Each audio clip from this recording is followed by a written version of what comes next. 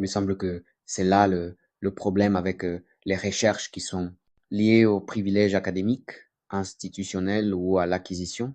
Car si vous y regardez de près en psychanalyse, quand on tombe sur une recherche de haut niveau, on vous sort le livre, on vous sort le manuscrit, le document. On est allé en France, à la Bibliothèque nationale, aux archives, n'est-ce pas?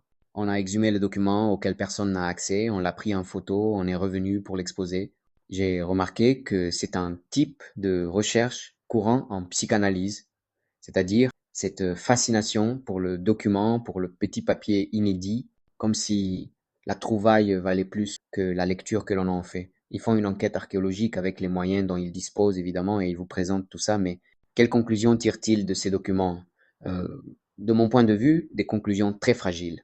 On cherche toujours davantage à impressionner, on vise l'effet de surprise en disant regardez le document que je vous apporte, celui que personne d'autre ne vous montrera. Et bon, oui, c'est impressionnant, certes, mais cela reste de l'ordre de l'événementiel. Et ensuite, qu'est-ce qu'on en fait? Vous voyez ce que je veux dire?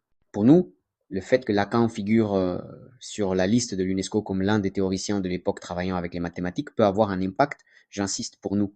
Mais pour les 30 autres personnes présentes qui connaissent cette information, parce que ce n'est pris que comme un événement et il ne se passe rien après, alors